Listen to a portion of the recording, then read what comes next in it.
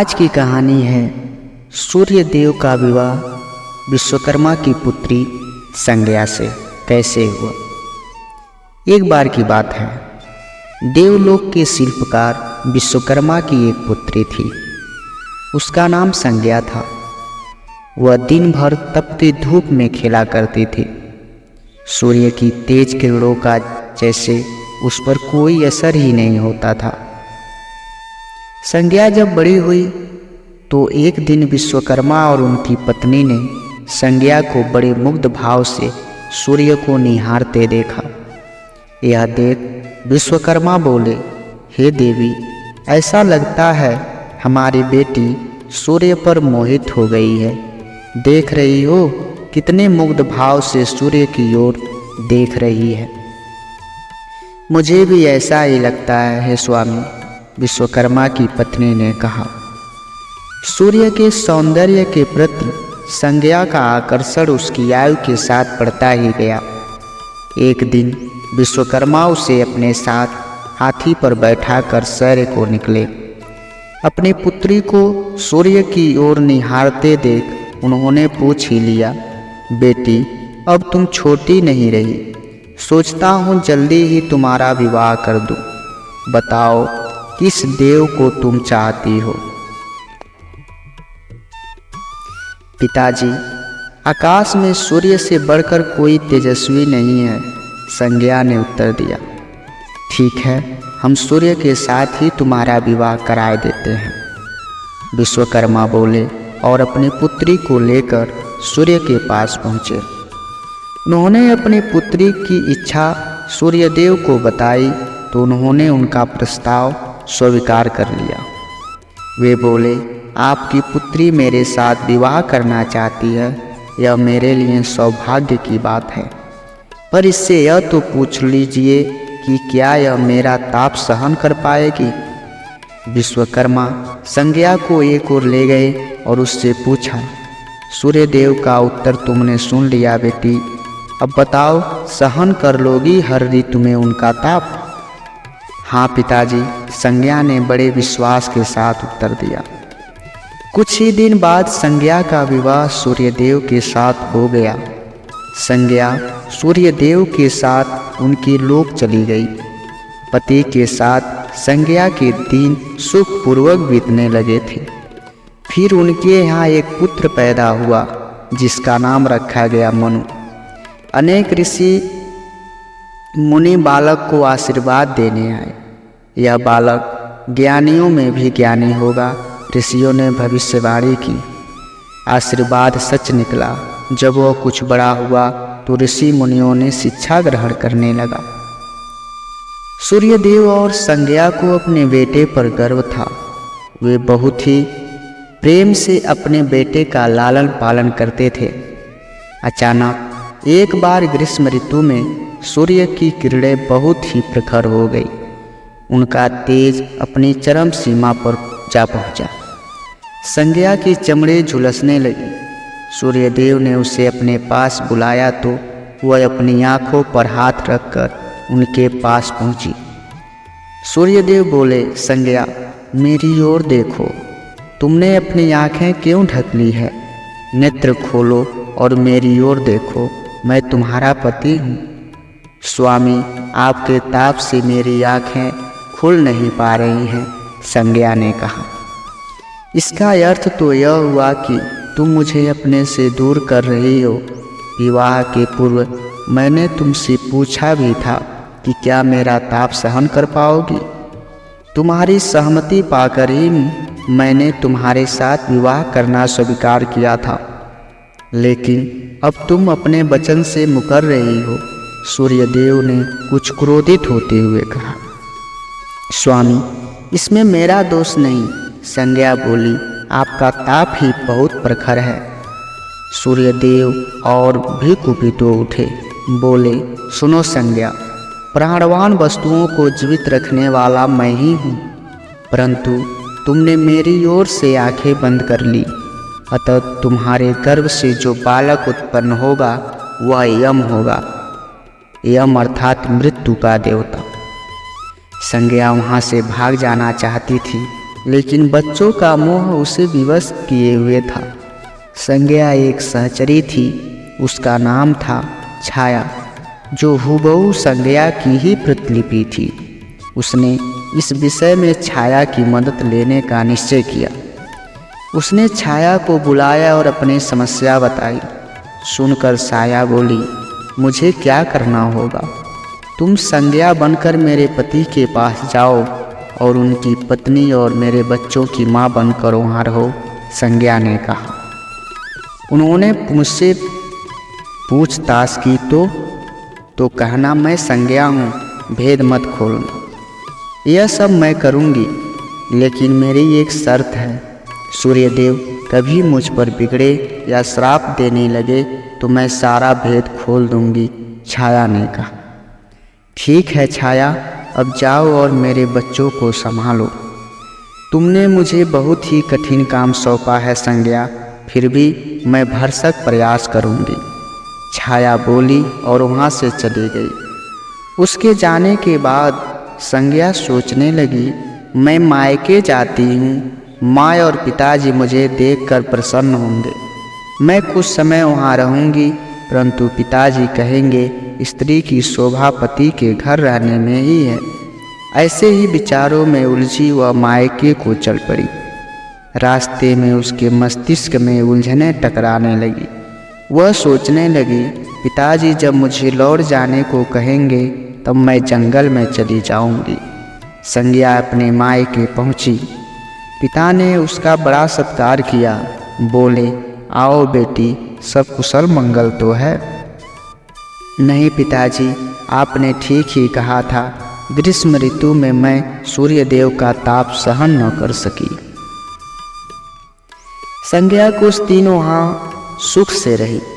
एक दिन पिता ने उससे कहा, संज्ञा तुम्हारे आने से मुझे बड़ा खुशी हुआ है, परंतु विवाह हो जाने के बाद स्त्री को मायके में अधिक समय तक नहीं रहना चाहिए। अब तुम अपने पति के घर जाओ, फिर कभी हमसे मिलने आना। तुम मुझे बहुत प्यारी हो, किंतु पति का घर ही स्त्री का घर होता है। यही मैंने सोचा था, संज्ञा मन ही मन बोली और एक रात चुपचाप पिता का घर छोड़कर जंगल में चली गई। वह सोचने लगी, मैं सूर्य के सामने नहीं जा सकती, अतः घोड़ी बन जाती हूँ, उस रूप में मुझे कोई पहचान नहीं पाएगा। घोड़ी का रूप धारण कर संज्ञा सूर्य के ताप की शक्ति को कम करने के लिए तपस्या करने लगी। उधर छाया ने सूर्य के यहाँ जाकर संज्ञा का स्थान ले लिया था। सूर्यदेव ने उसे संज्ञा ये समझा। वे बोले, तुम लौट आई मेरे यहाँ, क्षमा कर दो स्वामी, मैंने अपनी दुर्बलता को जीत लिया है। छाया खेद भरे स्वर में बोली, संज्ञा मैं तो कब का तुम्हें क्षमा कर चुका हूँ, अब घर की जिम्मेदारी संभालो, बच्चों का लालन पालन करो, सूर्यदेव ने कहा। छाया ने कक्ष में लेटे दोनों बच्चों पर निगाहें डाली और घर की जिम्मेदारियां संभालने लगी। छाया इस घर में सुखी थी। वह प्रायः सोचा करती थी, बेचारी संज्ञा कितना अच्छा घर त्यागना पड़ा उसे, क्या वह कभी नहीं लौटेगी। समय पाकर छाया को एक पुत्र भी हुआ। पुत्र पैदा होने के बाद वह कुछ चिंतित रहने लगी। मुझे यह नहीं भूलना चाहिए कि मैं संज्ञा की छाया ही हूँ। छाया ने एक पुत्र और पुत्री को जन्म दिया। अब छाया का व्यवहार बदलने लगा। वह अपने बच्चों से तो प्यार करती थी, लेकिन संज्ञा के बच्चों को ताड़ने और उनके साथ दुर्व्यवहार करने लगी। मनु ने तो विमाता के व्यवहार को नज़रअंदाज कर दिया, लेकिन यम को उसका व्यवहार खटकता रहा। माता छाया का यमुना बहन के साथ ऐसा व्यवहार करना उचित नहीं। वह अपने बच्चों के साथ तो कितना अच्छा व्यवहार करती है, हम भाई बहन से नफरत क्यों करती है। एक दिन तो हद ही हो गई। छाया ने यमुना के बाल पकड़े और उसे डंडे से पीटते हुए बोली, कमबख्तो, मरते भी तो नहीं, मर जाए तो मेरा पीछा छूटे। जब छाया देर तक यमुना को पीटती रही तो यम से न रहा गया। उसने जाकर छाया का हाथ पकड़ लिया और गुस्से से बोला, बस माता, अब तुमने यमुना पर हाथ उठाया तो मुझसे बुरा कोई ना होगा। अच्छा, तेरी यह हिम्मत मुझे धमकी देता है। ठहर जा, आज मैं तेरे पिता से इसकी शिकायत करूंगी। छाया क्रोध से सिहर उठी। छाया ने तो इस डर से सूर्यदेव से शिकायत न की कि कहीं उसका भेद उजागर न हो जाए, लेकिन यम और यमुना ने तंग आकर अपने पिता से उसकी शिकायत अवश्य कर दी। पिताजी, यह स्त्री हमारी माँ नहीं है, यम ने कहा। हाँ पिताजी, पुत्र माता से विमुख हो सकता है, परंतु माता की ममता कभी कम नहीं होती, यमुना भी बोल उठी। मैं देख लूँगा, तुम जाओ, डरो नहीं, सब ठीक हो जाएगा। ऐसा कहकर सूर्यदेव ने बच्चों को धैर्य बंधाया, लेकिन बच्चों के जाते ही वे सोच में पड़ गए। बच्चे ठीक कहते हैं, यह अवश्य कोई मायाविनी है। सूर्यदेव गुस्से में भरकर छाया के पास पहुँचे और उसके केस पकड़कर झकझोरते हुए बोले, सच बताओ, तुम कौन हो, अन्यथा मैं तुम्हें कठोर दंड दूंगा। ठहरिए स्वामी, भय से कांपती छाया बोली, मैं संज्ञा की छाया हूँ। वह आपकी देखभाल का भार किसी को सौंपे बिना नहीं जाना चाहती थी, इसलिए उसने मुझे आपके पास भेज दिया। वह कहाँ गई? सूर्यदेव ने पूछा। अपने पिता के यहाँ। सूर्यदेव सीधे विश्वकर्मा के पास पहुँचे और उनसे पूछा, संज्ञा कहाँ है? वह तेज से बचने के लिए यहाँ आई थी, विश्वकर्मा ने सूर्यदेव को बताया। तो आप मेरा तेज घटा दीजिए, फिर उसे खोजने के लिए चलते हैं, सूर्यदेव बोले।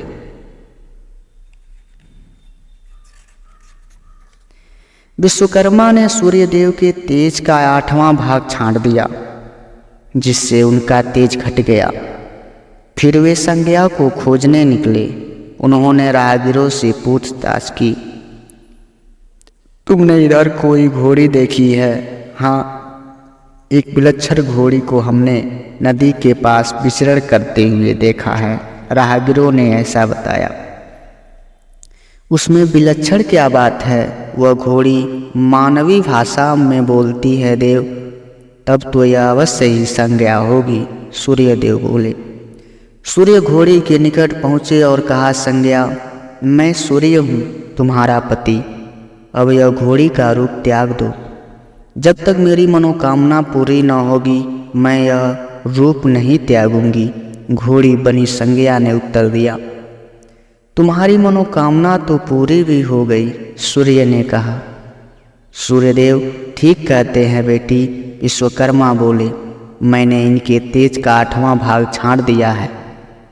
पिता से आश्वासन पाकर संज्ञा ने अपना घोड़ी वाला रूप त्याग दिया और अपने स्वाभाविक रूप में आ गई। वह हर्ष से अपने पिता से लिपट गई और फूट फूट कर रोने लगी। फिर उसने झुककर सूर्यदेव के पांव छुए और पूछा, स्वामी, हमारे बच्चे तो सकुशल हैं ना? हाँ, दोनों बच्चे ठीक हैं, मनु और यम। यमुना को अब फिर से माँ मिल जाएगी, सूर्यदेव ने मुस्कुरा कर कहा। मैं अब कभी भी अपना घर त्याग कर नहीं जाऊंगी, संज्ञा बोली। आप छाया को क्षमा कर देना और अपने साथ ही रखना। दोनों का मिलन देखकर विश्वकर्मा ने भी अपना आशीर्वाद प्रदान किया। जाओ और सदा सुख शांति से रहो। सूर्यदेव और संज्ञा सूर्यलोक पहुँचे और छाया और बच्चों के साथ आनंद पूर्वक रहने लगे। आपको ये कहानी कैसे लगी हमें कमेंट बॉक्स में ज़रूर बताएं। मिलते हैं कुछ नई कहानी लेकर, तब तक के लिए धन्यवाद।